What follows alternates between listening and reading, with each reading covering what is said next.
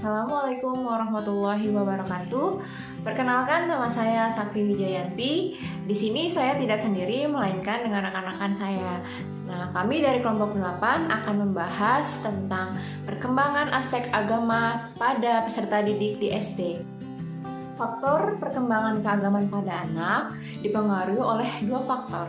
Yang pertama, ada faktor bawaan atau faktor pembawa, yaitu biasa disebut dengan faktor internal. Nah, untuk yang kedua, ada faktor lingkungan yang biasa disebut dengan faktor eksternal. Untuk faktor internal terdiri dari alamiah dan bimbingan Rasulullah. Sedangkan faktor eksternal biasanya itu terdiri dari faktor keluarga, faktor sekolah, dan faktor masyarakat. Nah, dalam faktor internal ini ada yang berjalan secara alamiah. Secara alamiah itu artinya bawaan dari diri sendiri, dan juga ada faktor dari bimbingan Rasul, yaitu mengikuti tuntunan atau ajaran serta perbuatan, perilaku, ucapan Rasulullah sebagai nabi kita. Pada faktor internal sendiri, secara hakiki disinilah yang membedakan manusia dengan hewan, karena manusia sejak lahir sudah membawa fitrah keagamaan atau homo religius. Juga diterangkan pada Quran Surat Al-A'raf ayat 172 dan Quran Surat Ar-Rum ayat 30. Pada Surat Al-A'raf ayat 172 menjelaskan bahwa sebelum manusia dilahirkan, di sana Allah memberikan kesaksian terhadap mereka dengan firman yang berbunyi bahwa bukankah aku Tuhanmu? Dan mereka menjawab, betul, engkau adalah Tuhan kami. Dan dengan demikian itu, dengan kesaksian itu diharapkan nanti di hari kiamat manusia tidak lemah dan tidak lupa terhadap kesaksian tersebut. Nah, pada surat Al-Rum ayat 30 menjelaskan tentang bahwa hadapkanlah wajah kalian kepada agama Islam, bahwa sesungguhnya Allah telah menciptakan manusia itu dengan fitrah. Maka dari itu agama Islam itu adalah agama yang lurus. Namun memang kebanyakan manusia tidak mengetahuinya. Jadi dalam surat Al-Rum ini manusia itu diserukan untuk menghadapkan atau memeluk agama Islam, yang secara hakiki juga manusia dilahirkan dengan fitrah Islamnya. Namun pada kenyataannya ketika sudah dilahirkan, manusia itu banyak yang tidak mengetahui bahwa agama Islam itu adalah agama yang lurus. Ada faktor eksternal, yaitu lingkungan. Yang paling utama dan paling penting adalah faktor keluarga, karena keluargalah yang paling dominan untuk memberikan wawasan serta perkembangan agama pada anak. Yang kedua, lingkungan sekolah. Lingkungan sekolah juga berperan besar terhadap perkembangan agama peserta didik. Karena apa? Karena sekolah merupakan substitusi dari rumah, dan guru-guru merupakan substitusi dari peran orang tua sendiri. Sekolah, terutama guru agama, sangat berperan penting untuk memberikan wawasan agama, meningkatkan kesadaran untuk menjalankan agama, membiasakan beribadah dan berakhlak mulia, serta mengajarkan sikap apresiatif terhadap ajaran agama. Selain guru agama, untuk menunjang perkembangan agama pada peserta didik, nah, diperlukan juga kepedulian dari kepala sekolah, guru, dan staf lainnya untuk memberikan penanaman nilai-nilai agama seperti contoh bertutur kata, berakhlakul karimah, berpakaian secara sesuai dengan ajaran Islam. Dan yang tak kalah pentingnya pada guru-guru umum atau lainnya, supaya bisa mengintegrasikan nilai-nilai agama ke dalam mata pelajaran yang diajarkannya. Yang kedua, tersedianya sarana ibadah yang memadai dan memfungsikannya dengan benar. Yang ketiga, penyelenggaraan kegiatan ekstrakurikuler untuk para siswa dan ceramah-ceramah keagamaan secara rutin. Selain lingkungan keluarga dan sekolah yang berpengaruh pada perkembangan keagamaan peserta didik, juga juga ada lingkungan masyarakat.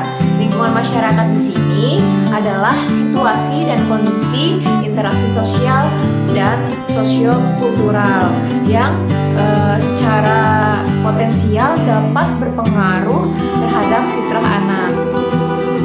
Di dalam masyarakat, anak-anak akan berinteraksi dengan teman sebayanya atau anggota masyarakat lainnya. Jika teman sebayanya berperilaku baik dan sesuai dengan nilai-nilai agama, maka anak juga akan mengikuti berperilaku baik. Namun sebaliknya jika teman sebayanya berperilaku buruk, maka anak juga akan cenderung berperilaku buruk. Ketiga lingkungan tersebut, keluarga, sekolah, dan masyarakat akan saling berkaitan dalam menjadikan lingkungan kondusif bagi anak, sehingga perkembangan keagamaan anak juga menjadi sehat. Kematangan beragama pada anak. Kematangan beragama berkaitan dengan kualitas pengalaman ajaran agama dengan kehidupan sehari-hari, baik pada aspek hablum minallah atau hubungan manusia dengan Allah, dan hablum minanas atau hubungan manusia dengan manusia lainnya, baik dengan individu maupun dengan kelompok. Kematangan beragama diperoleh dari sebuah pengalaman. Kematangan beragama dimaknai sebagai kemampuan seseorang dalam berpegang teguh pada agama yang diyakini dan diwujudkan dalam kehidupan sehari-hari dengan penuh tanggung jawab dan mempunyai pengetahuan keagamaan yang mendalam. Kematangan beragama pada anak dapat ditandai dengan 7 hal, diantaranya yang pertama, memiliki kesadaran bahwa setiap perilaku selalu berada dalam pengawasan Allah Subhanahu wa Ta'ala. Hal ini dapat disebut dengan muraqabarullah atau mengkondisikan diri merasa diawasi oleh Allah di setiap waktu kehidupan hingga akhir. Yang kedua, melaksanakan ibadah ritual dengan ikhlas dan mampu mengambil hikmah dari ibadah tersebut. Yang ketiga, memiliki penerimaan dan pemahaman secara positif terhadap irama kehidupan yang ditetapkan Allah. Dalam artian irama kehidupan ada 2, yaitu usron atau kesulitan dan yusron atau kemudahan dan anugerah. Yang keempat, bersyukur pada saat mendapat nikmat, baik bersyukur dengan ucapan yaitu mengucapkan hamdalah, dan bersyukur dengan perbuatan yaitu dengan ibadah, bersedekah, dan sebagainya. Yang kelima, bersabar pada saat mendapatkan musibah. Yang keenam adalah menjalin dan memperkokoh ukhuwah Islamiyah atau tali persaudaraan dengan sesama muslim, dan ukhuwah insaniyah, tali persaudaraan dengan manusia lainnya. Kemudian yang terakhir adalah menegakkan amar ma'ruf nahi mungkar, memiliki ruhul jihad dalam menebarkan mutiara nilai-nilai Islam dan mencegah kemusyrikan, kekufuran, dan kemaksiatan. Baik, selanjutnya kita memasuki pada fase perkembangan keagamaan pada anak, yang mana fase ini memiliki 3 tingkatan. Yang pertama ada tingkatan kedongengan, yang kedua ada tingkat kenyataan, dan yang terakhir ada tingkat individu. Nah, dalam tingkat kedongengan ini, tahapan ini termasuk ke dalam kategori usia anak 3 sampai dengan 6 tahun. Yang mana anak tersebut masih mempunyai daya imajinasi yang sangat tinggi. Jadi ketika melihat sesuatu atau ingin mengetahui sesuatu, pasti adanya bantuan dari sebuah media yang dia lihat. Nah, bagaimana caranya untuk kita bisa memberikan informasi kepada anak usia 3 sampai dengan 6 tahun melalui media? Nah, kita bisa menggunakan kisah dongeng dalam mengajarkan kepada anak, yang tentunya anak pun suka dalam menerima informasi secara konkret, melainkan kita bisa mengajarkan kepada anak bagaimana caranya melihat secara abstrak terlebih dahulu, tapi dipadukan atau mengarahkan kepada tingkatan ke konkret. Nah, dalam sini saya akan bawakan cerita kisah dongeng dari si buaya yang serakah. Nah, bagaimana cara mengajarkan pada anak dan nilai-nilai apa yang akan terkandung di dalamnya?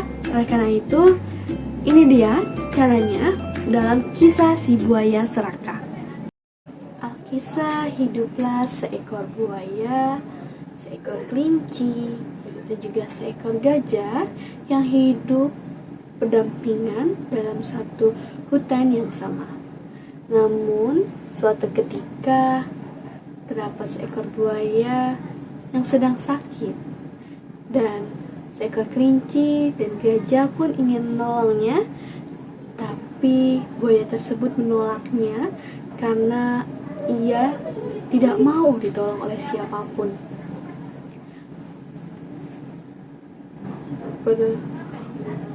Aduh, aku sangat sakit banget. Sakit. Datanglah kelinci yang menghampiri seekor buaya tersebut. Ada apa, buaya? Ada yang bisa aku bantu? Tidak, aku tidak apa-apa. Aku sehat-sehat saja. Lihat, aku sangat kuat di sini. Tidak ada yang sakit di sini. Yang benar, tadi aku mendengar suara teriakan sakit, seperti ada yang kesakitan. Makanya aku kesini. Tidak, lebih baik kau pergi saja. Jangan di sini. Pergi kamu, kelinci. Hus. Baik, selanjutnya si Ruby tersebut atau kelinci tersebut pergi meninggalkan buaya yang sedang kesakitan. Tapi di sini tetap saja buaya menonjolkan kesombongannya yang tidak mau ditolong oleh siapapun. Padahal buaya tersebut masih membutuhkan bantuan agar bisa diobati. Aduh, sakit banget. Ini kemana teman-temanku? Tidak ada yang mau membantu aku. Aku tidak mau dibantu oleh kelinci tersebut karena aku merasa aku lebih kuat dibandingkan kelinci tersebut yang sangat kecil. Nah, nyatanya walaupun badan tersebut emang sangat besar, tapi sifat dari kesombongan ini pun tidak bagus untuk kita tiru. Tapi di sini kelinci tetap mendengar kesakitan buaya tersebut yang langsung menghampiri kembali kepada buaya. Buaya, kamu kenapa? Tadi aku mendengar kamu sedang menjerit-jerit kesakitan. Akan aku bantu dan aku akan panggilkan si gajah. Ya, gak apa-apa. Tidak, aku tidak kenapa-napa. Aku baik-baik saja dan aku akan pergi dari sini saja. Jadi, aku harap kamu juga kelinci pergi dari sini. Tidak, buaya, tidak. Aku sebagai temanmu akan menolongmu apapun itu resikonya. Karena kamu adalah temanku. Jadi, aku akan membantumu. Bolehkah aku membantumu, buaya?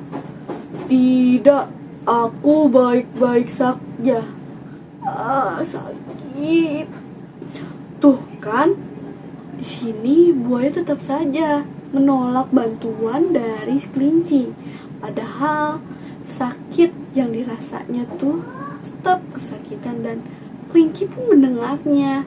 Oleh karena itu, kelinci akan berusaha mengisi gajah untuk membujuk buaya agar mau ditolongnya. Baiklah, aku akan memanggil gajah. Lihat, kamu sudah merengkut seperti itu, tandanya kamu sudah kesakitan. Saya akan pergi terlebih dahulu memanggil gajah ya. Akhirnya kelinci tersebut pergi untuk memanggil gajah dan si gajah akan datang menghampiri buaya dan menolongnya untuk segera diobati. Sakit sekali, sakit. Mana ya teman-temanku? Gak ada yang mau bantu ya aku. Dan tibalah gajah menghampiri buaya. Ada apa, buaya? Aku dengar dari kelinci kamu kesakitan, tapi tidak mau ditolong oleh kelinci. Mengapa begitu? Tidak kenapa-napa. Aku baik-baik saja. Udah, tidak usah bohong pada aku. Kamu itu kesakitan, mari aku bantu. Kalau tidak, kamu akan terlambat kalau misalkan tidak dibantu oleh kami dan tetap merasa kesakitan. Alhasil mereka mau untuk dibujuk ke pengobatan, dan juga si buaya akhirnya luluh untuk mengikuti saran dari gajah tersebut. Aduh, sakit. Tuh kan, kesakitan. Apa aku bilang, kamu udah terlalu sakit menahannya. Jadi lebih baik kamu ikut saja agar kita diobati ke gubuk di sana, baik? Oke, baik.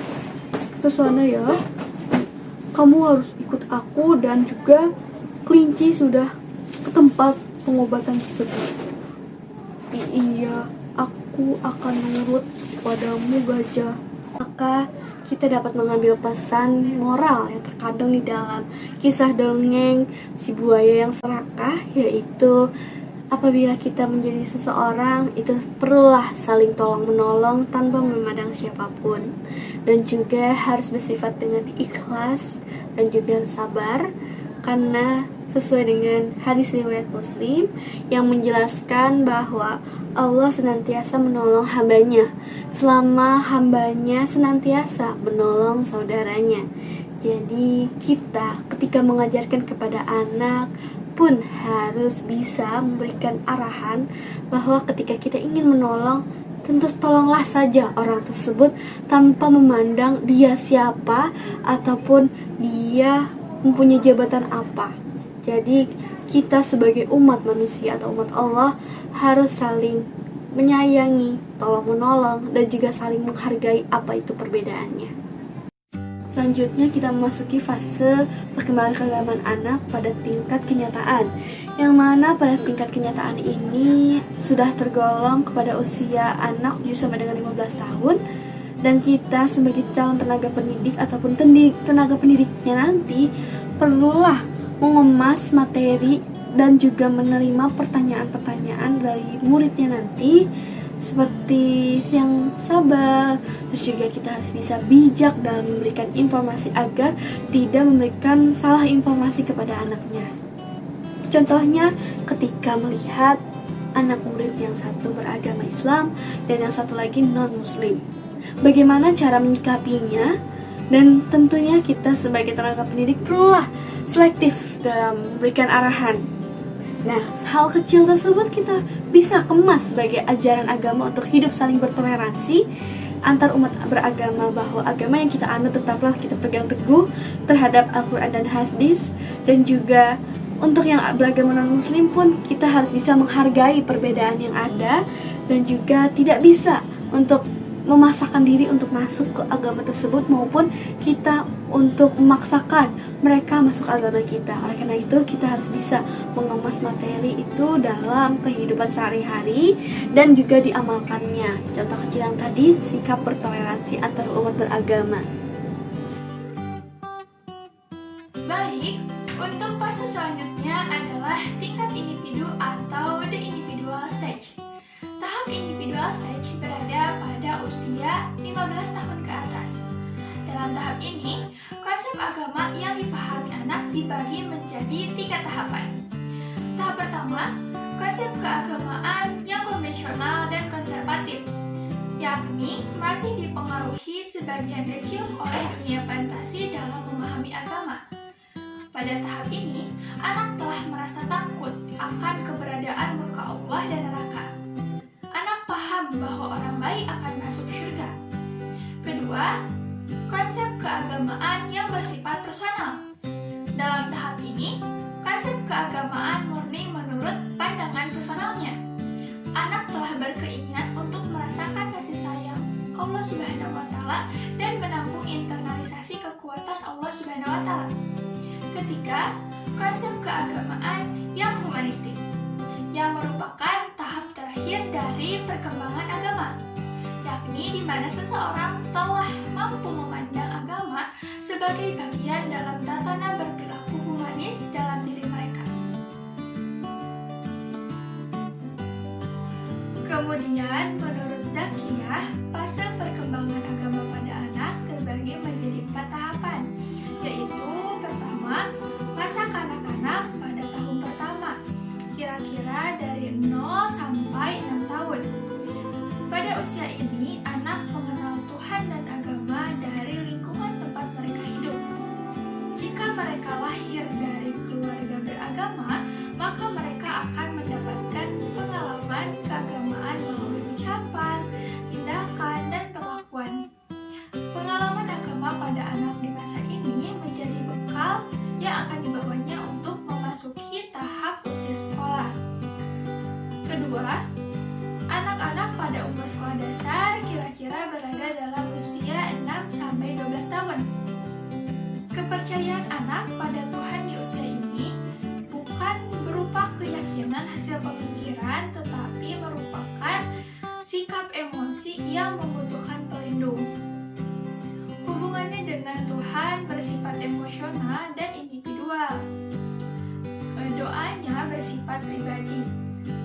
Anak akan bergembira ikut aktif dalam pelaksanaan kegiatan keagamaan yang menarik. Ketiga, masa remaja pertama kira-kira berada dalam rentang usia 13-16 tahun. Pada masa ini terjadi kecemasan dan keguncangan dalam diri, termasuk dalam hal agama. Kepercayaan remaja pada Tuhan tergantung perubahan emosi yang sedang dialaminya. Kadang-kadang kuat, tetapi kadang-kadang juga ragu-ragu dan berkurang. Yang keempat, masa remaja akhir kira-kira berada dalam rentang usia 17-21 tahun. Kecerdasan remaja pada masa ini telah sampai pada menuntut agar ajaran agama yang diterimanya itu masuk akal, dapat dipahami, dan rasional, juga alamiah. Namun, perasaan masih tetap memegang peran penting dalam sikap dan tindakan agama. Pada masa ini, banyak terjadi keguncangan